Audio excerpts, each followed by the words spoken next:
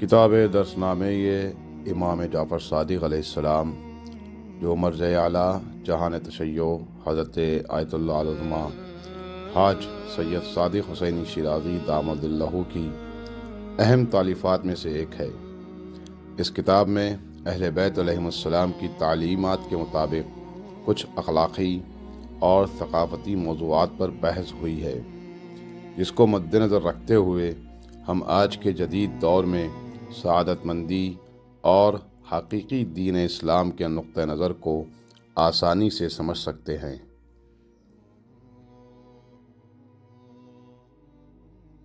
بسم اللہ الرحمن الرحیم، الحمدللہ رب العالمین، والصلاة والسلام علی سید الانبیاء والمرسلین وعلی آلہ الطیبین الطاہرین، اما بعد فقد قال اللہ سبحانہ وتعالی فی کتابہ المجید۔ بسم اللہ الرحمن الرحیم، یا ایھا الذین آمنوا اتقوا اللہ وکونوا مع الصادقین، صدق اللہ العلی العظیم۔ اے ایمان والو، تقوی اختیار کرو اور سچوں کے ساتھ ہو جاؤ۔ امام صادق علیہ السلام کا وہ وصیت نامہ جو کتاب کافی اور بحار الانوار میں موجود ہے، جو اپنے چاہنے والوں کو آپ نے لکھا اور چاہا کہ نماز کے بعد اس پہ غور و فکر کریں، مسجدوں اور گھروں میں رکھیں۔ اسی وصیت نامے کی شرح ایک پوری کتاب کی شکل میں آقائے سید صادق شیرازی مرجع کبیر حافظ اللہ نے درسوں کی شکل میں فارسی میں ان کے درسوں کا ایک مجموعہ چھپ چکا ہے۔ اردو میں ہم چاہ رہے ہیں کہ امام کے اس عظیم وصیت نامے کی مختصر سی شرح جو آگا کے نکات ہیں، مزید اس کی جو شرح ممکن ہے وہ آپ کی خدمت میں پیش کی جائے۔ تو اس قسط میں ایک ایسے نقطے کی طرف امام متوجہ فرما رہے ہیں کہ جو ہم سوشل لائف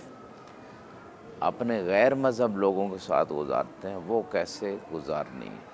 یہ بہت امپارٹنٹ نقطہ ہے، کیونکہ دنیا کے مختلف کنٹریز میں بہت سارے جو مسائل کریٹ ہوتے ہیں کہ دوسرے مذاہب والوں کے ساتھ کیسے رہنا ہے۔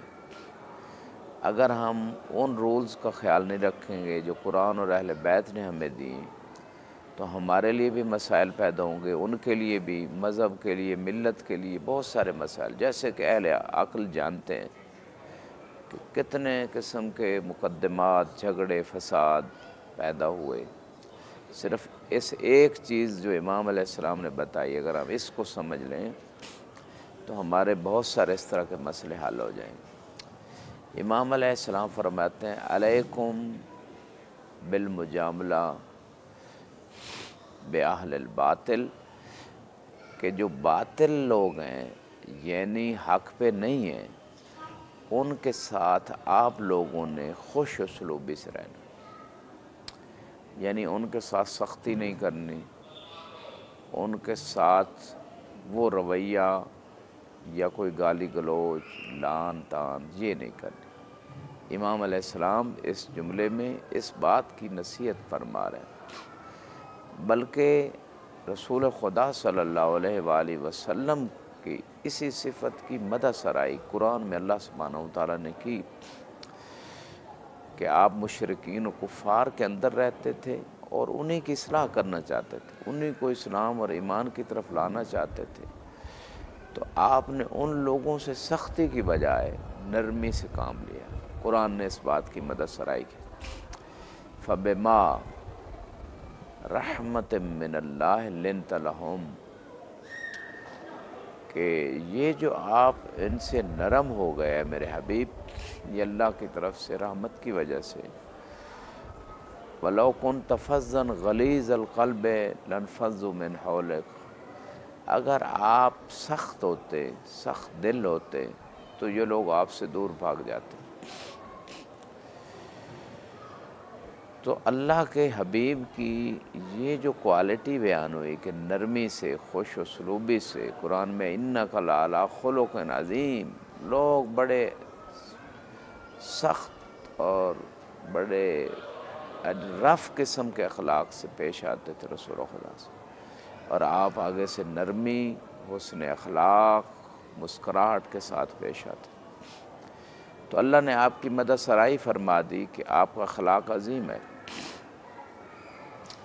اس کے کئی بینیفٹس ہیں اس بندے کو بھی جو اس طرح کے اخلاق پازیٹیو طریقے سے ڈیل کرے گا لوگوں کو۔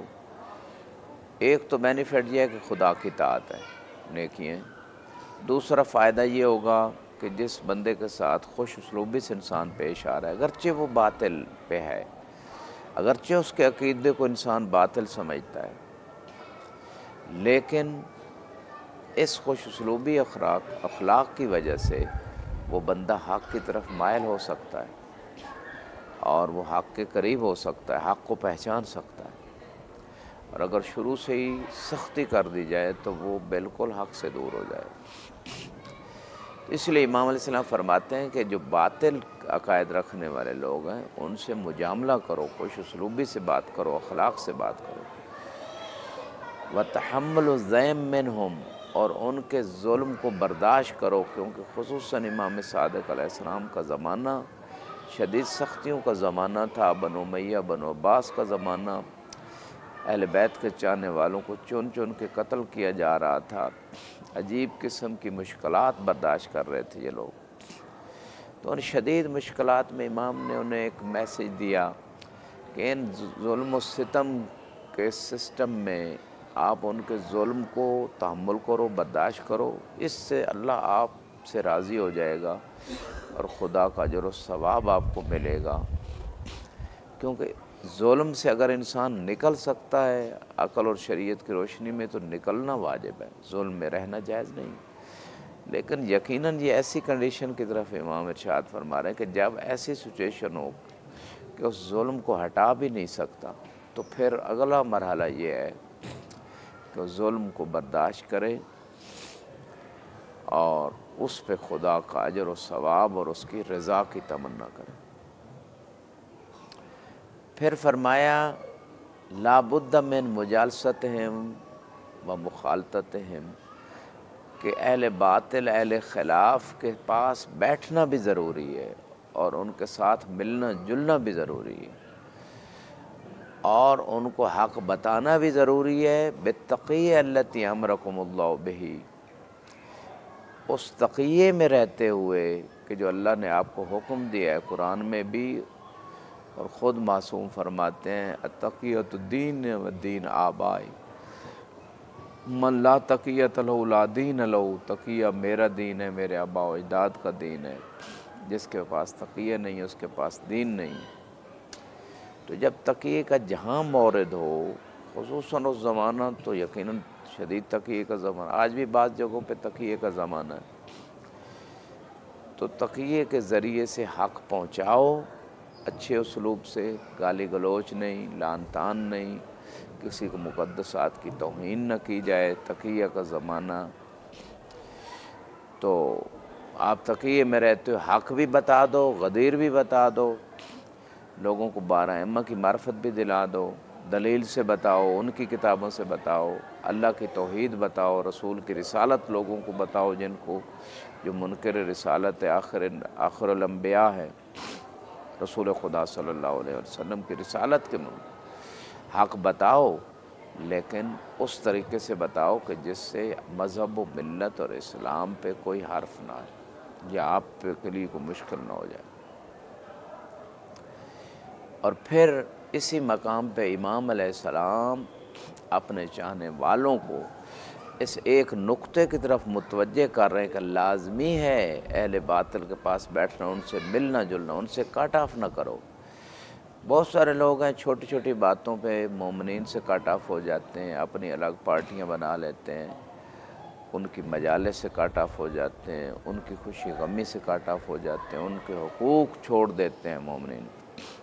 حالانکہ مومنین کے اتنے حقوق ہیں کہ وہ ادا کیے بغیر وہ حقوق جو ہے وہ ساقط نہیں ہوتے۔ تو مومنین کے حقوق کو چھوڑ دینا اور چھوٹی چھوٹی باتوں پہ کٹ آف کر لینا یہ جائز نہیں ہے۔ امام تو تمام اہل باطل سے کٹ آف نہ ہونے کا حکم دے رہے ہیں، چاہے وہ مشرک ہیں، کافر ہیں، منافق ہیں، کوئی ہیں اہل باطل، ان کے پاس بیٹھو، جب بیٹھو گے تو ان کو حق بتاؤ گے نا، طریقے سے، دلیل سے، پازیٹیو طریقے سے، اخلاق سے، عقل سے، شریعت کی روشنی میں۔